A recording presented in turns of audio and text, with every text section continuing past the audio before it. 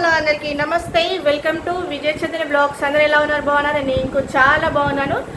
ఈరోజు బ్లాగ్ వచ్చేసి ఇంకా బోనాలకి ఇంటి దగ్గరికి వచ్చాను కదా, ఇక్కడ అయితే ఏటలు కోస్తారనమాట. మేము బయట కూడా కొనుక్కొచ్చినాం, మాకు వచ్చేది కాకుండా బయట కూడా కొనుక్కొచ్చినాం అనమాట. దాంట్లో వచ్చేసి నల్ల అంటారు కదా, బ్లడ్ మేకది, అదైతే ఫ్రై చేశాను.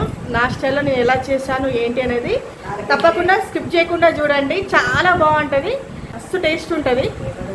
నల్లా వచ్చేసి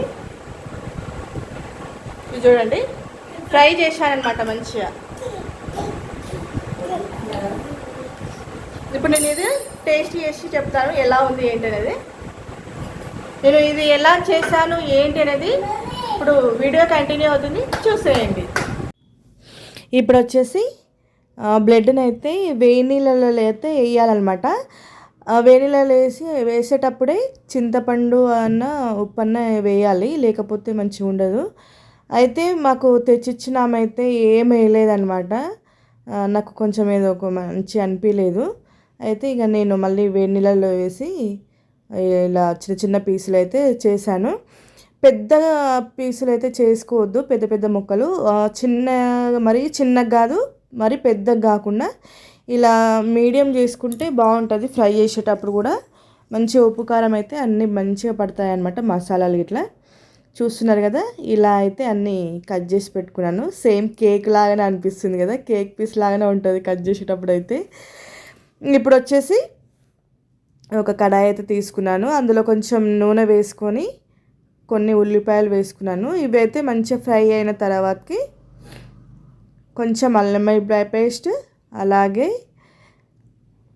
ఇప్పుడైతే అల్లం వెల్లుల్లి పేస్ట్ అయితే వేసుకుంటున్నాను. చూస్తున్నారు కదా, ఇక్కడైతే ఉల్లిపాయలు అయితే మంచిగా ఫ్రై అయినాయి. ఫ్రై అయిన తర్వాతనే వేయాలి అల్లం వెల్లుల్లి పేస్ట్. అది కూడా మంచిగా పచ్చివాసన అంతా వేయేంత వరకు వేయించిన తర్వాతకి కొంచెం పసుపు కూడా వేగిన తర్వాతకి మనం కట్ చేసి పెట్టుకున్న ముక్కలు ఉన్నాయి కదా నల్ల, అవైతే వేసేసుకోవాలి.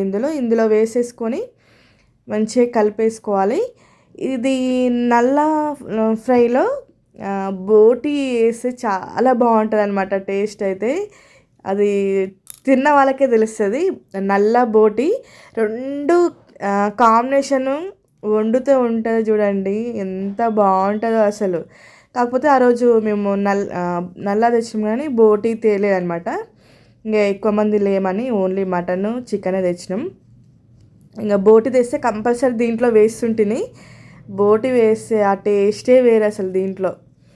ఇంకా అందుకని ఇది సింపుల్గా అయితే ఇలా చేశాను, చాలా బాగుంటుంది. ఇలా కూడా ఏం వేయకుండా ఇలా ఫ్రై చేయడం కూడా బాగుంటుంది.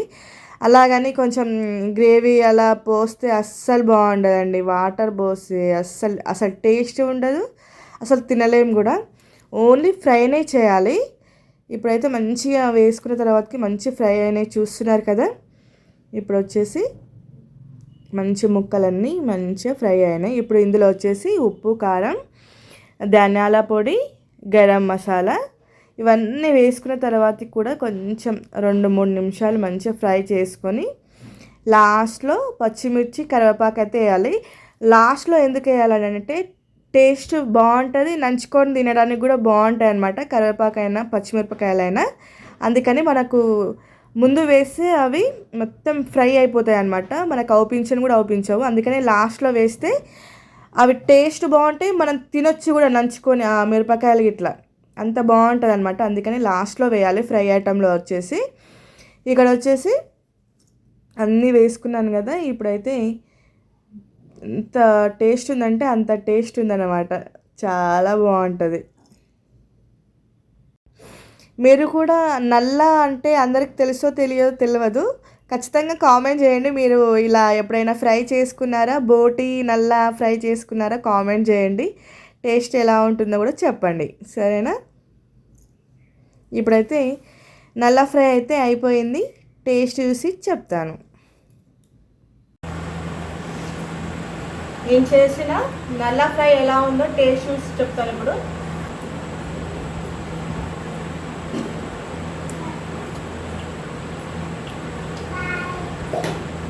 చాలా బాగుంది, నాకు చాలా ఇష్టం. ఎవరు మేకని కోసినా అబ్బా నాకు ఇయ్యవా అని అడుగుతాను అనమాట. అందుకని ఈరోజు నా కోసం తీసుకొచ్చారు. నేనైతే ట్రై చేసుకున్నా, చాలా బాగుంది. అలాగే ఈ వీడియో నచ్చినట్టు ప్లీజ్ లైక్ చేయండి. మీరు లైక్ చేయడం వల్ల వీడియో అనేది ఇంకా నలుగురికి అయితే వెళ్తుంది. ప్లీజ్ నేను ఇచ్చిన కోరుకునేది చిన్న లైక్ మాత్రమే.